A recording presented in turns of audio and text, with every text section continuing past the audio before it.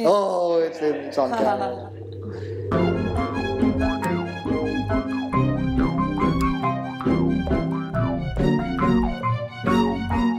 So the first time I met you, I overheard someone calling you their favorite transgender outstanding awardee or something like that. Right. And I believed him. I actually thought that you were transgender, and it's because of the award you received, the 10 Outstanding Young Men Award.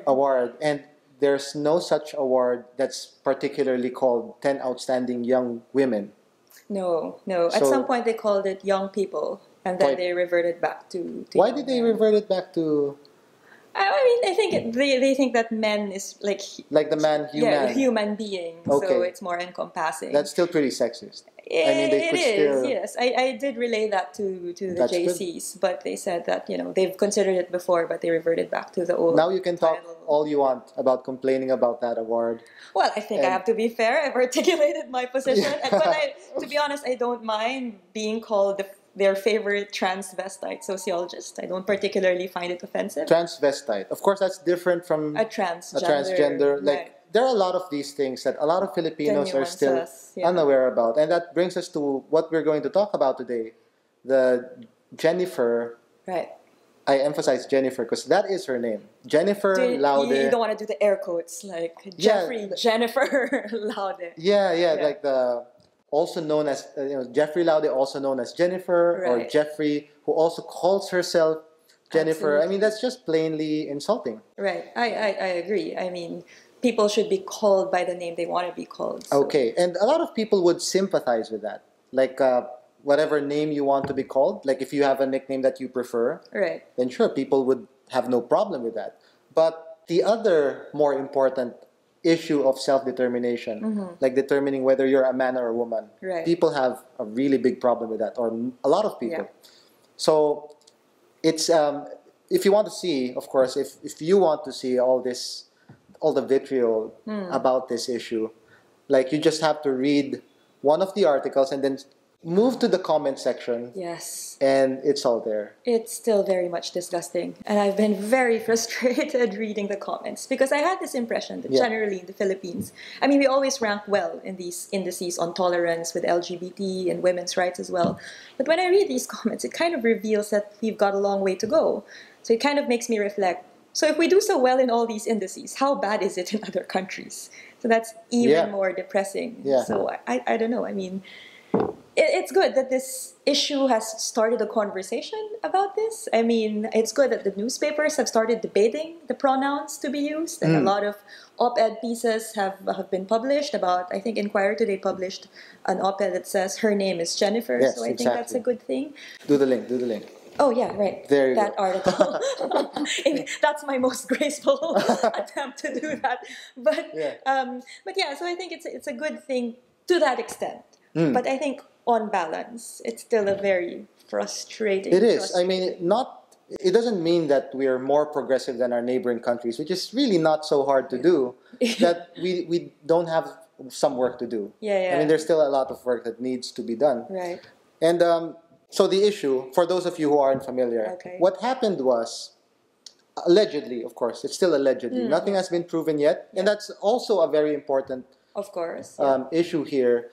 The issue of the right to due process. Yes. I mean, Jennifer Laude has just as much right to self-determination on her name, on whether she is a woman, to Scott Pemberton's right to due process. So to jump the gun or to jump to conclusions and label him a murderer without going through the trial is also a violation of his human right. Yeah, I think we can isolate it to that extent. So, we can always assume that, this man, this American military man, has the right to a due process. Okay, I get that. But even if we isolate the discussion to a transgendered woman who was murdered, regardless who murdered her. Of course, because that brings in the whole VFA argument, which is also very important. But let's isolate that for a bit and just have a discussion about this case and the vitriol really that comes out. Oh, yeah. I think that's already a very revealing status or like a general report of where we are in terms of gender equality, in terms of respecting sexual preferences. So, I mean, I don't know what to make of these comments, because one could say that this is just a very noisy minority, and that's still what I want to believe. The noisy minority are the people who are anti-transgender, anti-LGBT. Absolutely, the super conservative, traditional We hope roles. they are just a noisy minority, right? But what's disturbing here is, aside from the gender dimension, it's also the concept of, the common argument of shaming the slut. Because let's take out the gender dimension, but let's take the dimension of this person being in a relationship with another person who's already, and she's already engaged to this person. What is she doing out in a bar talking to men? And so I think there's also that broader issue here of, we were talking about this earlier, about monogamy, having just one partner, and that wrong behavior of engaging in, I don't know, flirtatious behavior probably with other people is automatically stigmatized. So much to the extent that some people would even justify murder for that. So let's go to the issue of victim blaming here. Well, like, one of the things I hate most about the comments is that she deserved what she got. If you fool someone into thinking that you're someone else, and then they discover like that you're not who you're presenting yourself as, like, a lot of people seem to think that it's justified.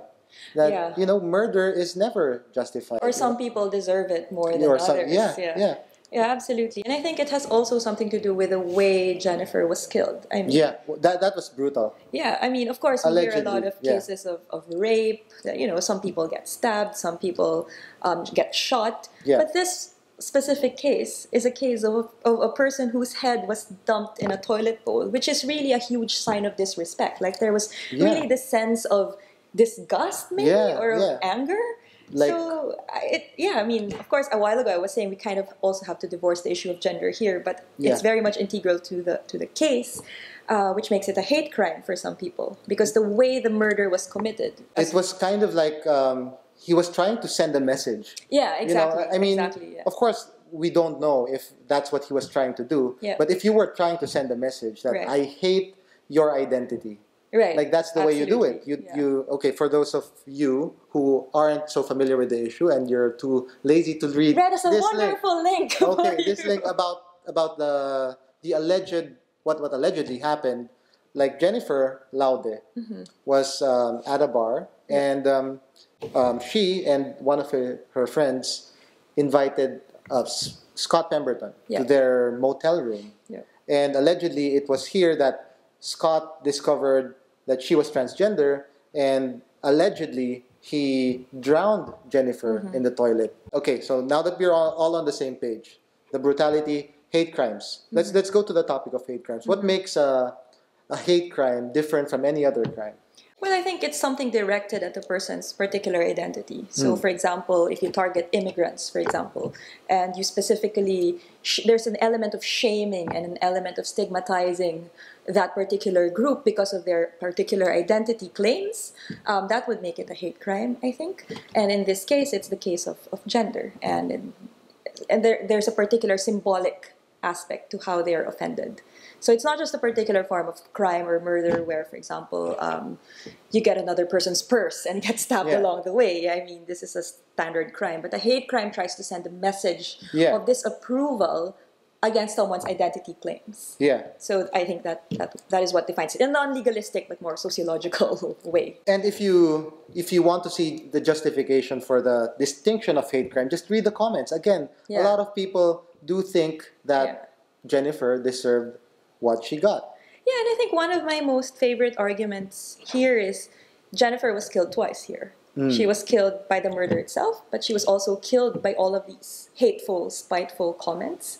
I mean, we could at least celebrate her life, her bravery, of her ability to push the boundaries and live a normal life in Subic. But she didn't really get that in her death.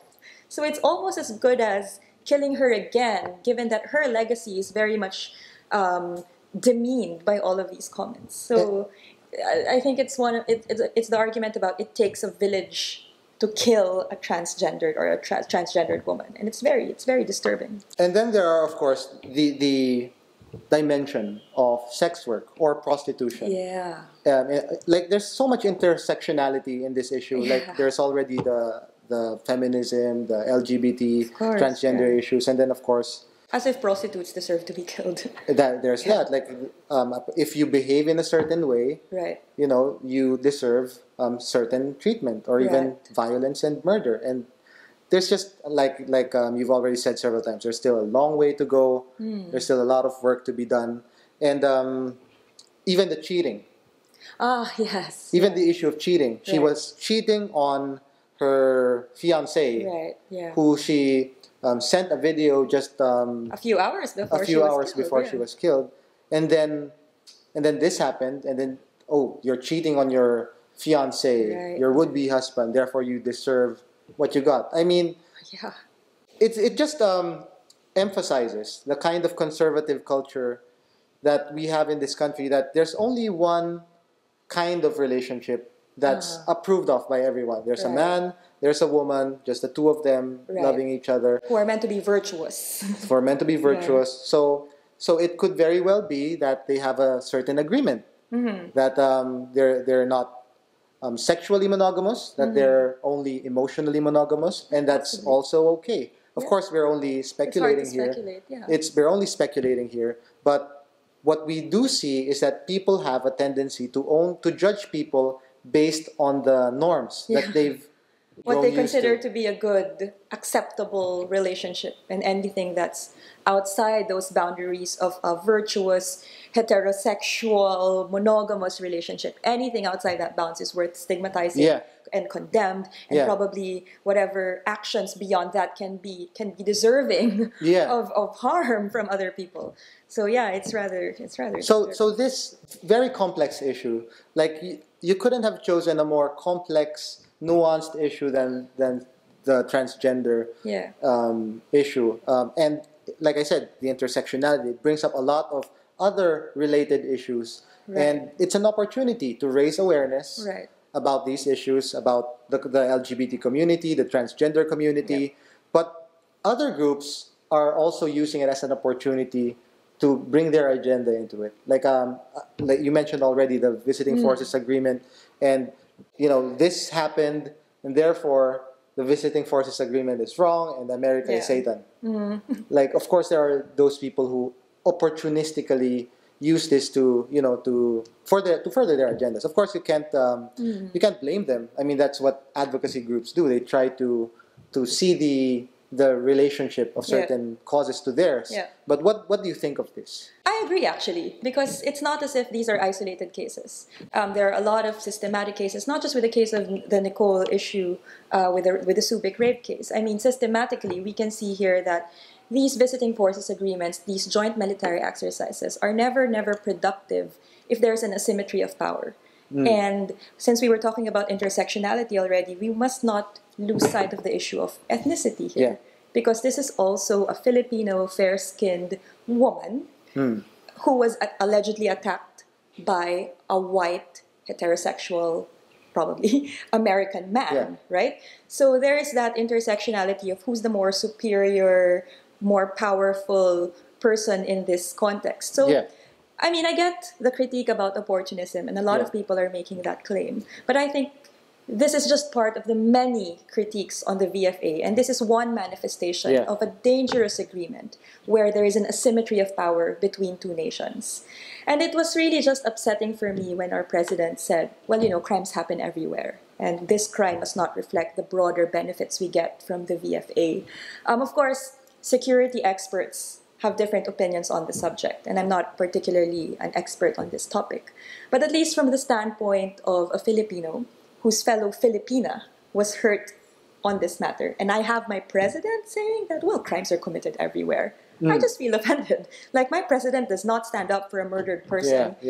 That happened because you have the American forces here. To me, that's a bit, not just a bit, but it's really inexcusable. It's wrong, and everyone has every right to bring up the issue and make as much noise about it as they want. And I bring the issue up of making noise because there are countries, neighboring countries, where such discussions are not even possible. Right. Like I know some people from the LGBT, particularly the transgender community in Malaysia, and they can't even have an LGBT organization there. Oh, really? Okay. Like you can't call yourself like transgender women of Malaysia. You can't. Right. Yeah. Like okay.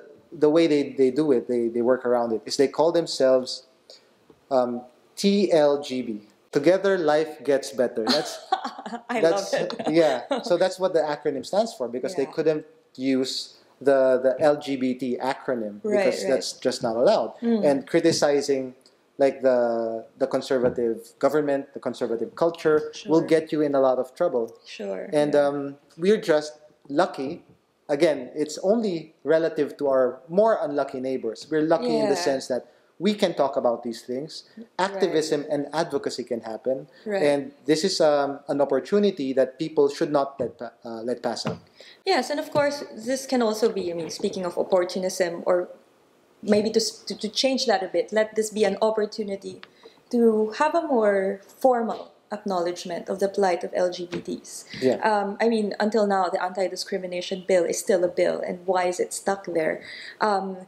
A lot of the gender-related developments we've had are on the front of women, for example. Like Quezon City, for example, recently had a breastfeeding center. You know, they have all of these mandates to make sure that women have equal access to resources. Yeah. But why is it so hard to translate that to the plight of other minorities like LGBT communities?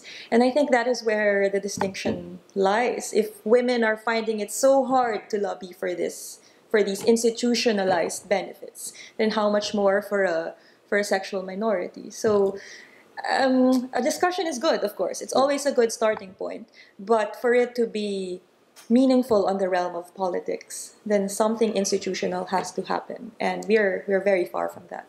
And if we're going to start anywhere, it might as well be the basics. And for a lot of people, like I started the discussion by talking about names and how Jennifer deserves to be called Jennifer, and people generally give her that. But they won't give her the label of woman because she has a penis or had a penis. Like for a lot of people, it just comes down to that. I won't agree with your label as woman.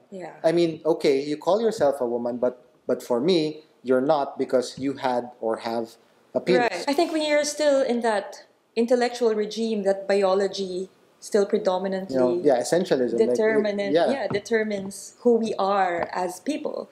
You know, when you listen to all of these standard questions of what is the essence of a woman, the essence of a woman is to be a mother, as if your essence as a human being can be reduced to your reproductive capacities, right? So I think the broader issue here is how biologically deterministic some people still think, and that kind of limits the kind of identities we want to pursue.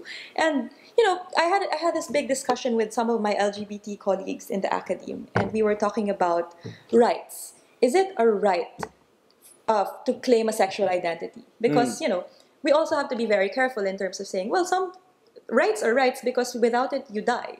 But if you don't have sex, you don't die, right? So why is it particularly... Interesting. We were talking about... Oh, really? It's the same conversation we're having. About sex being a right, but go ahead. Yeah, so that's the thing. That's probably why it's very tricky, because for some people it's really superfluous, or it's really what is the word for that? It's capricious to demand recognition for these particular rights. If we can call them. If you call it a right, it implies that there's a duty on the part of other people to provide you or to respect that right. So if you say that people like Jennifer have a right to call themselves women, then the duty is on the other people to call themselves, to call Jennifer a woman. Right. So exactly. also, of course, the very simple use of pronouns has always been a huge issue. Okay, I'll give you the name, sure. But I'll refer to you with a pronoun of the opposite. So I guess more than an issue of rights, because that's such a very complicated debate, I would say it's an issue of dignity, which is something that we accord to fellow human people, beings, human beings, or beings, to fellow people. And it's part of a person's dignity to have the recognition to be recognized for the kind of person you want to be and you want to become. Yeah. And to curtail that aspiration is to deny that person that dignity, which I think we all deserve. But I mean, of course, it's interesting because some people would say, why do these pronouns even matter? We're all human beings anyway, right? Yeah. But the argument against that is we experience being human or being people differently. And we have to celebrate that difference. We can't just, erase that and say, we're all people here.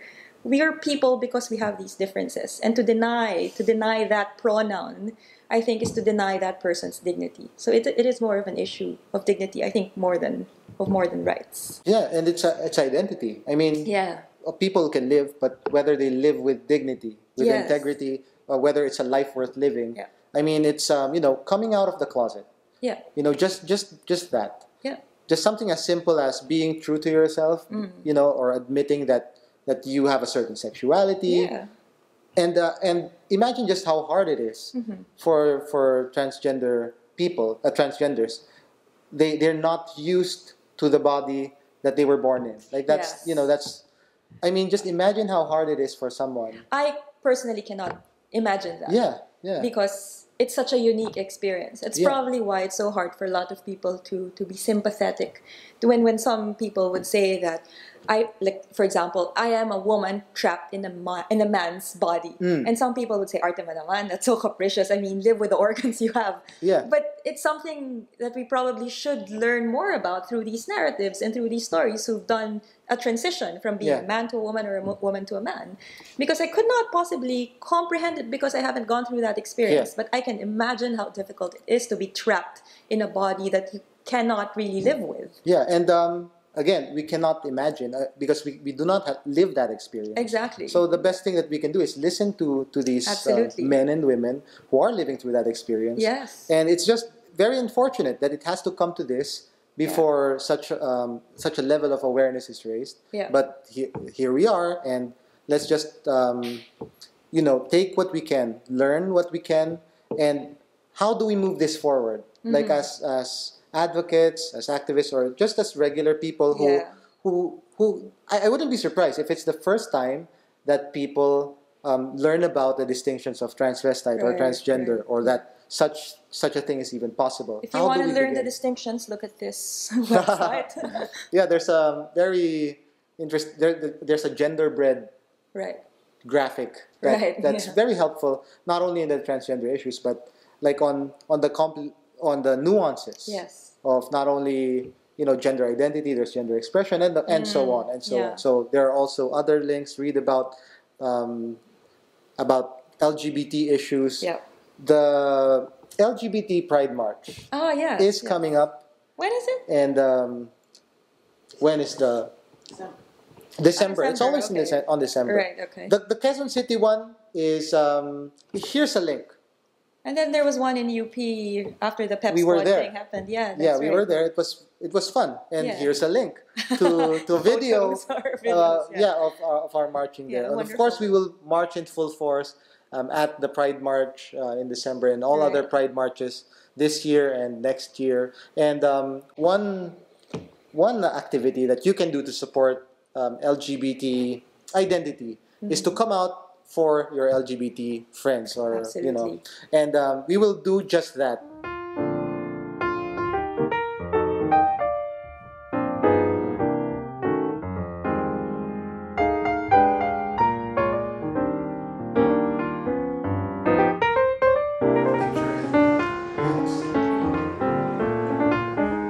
Thank you for watching, and if you would like to discuss this issue, we are having a meetup on Saturday, October 25. The details, the venue, and other topics will be listed on our website, on our Facebook page. Do like, subscribe, comment, share. You know the drill. And thank you, Nicole. Yes, thank you for inviting me. For being here, and we look forward to other podcasts with you. Thanks. And see you next time.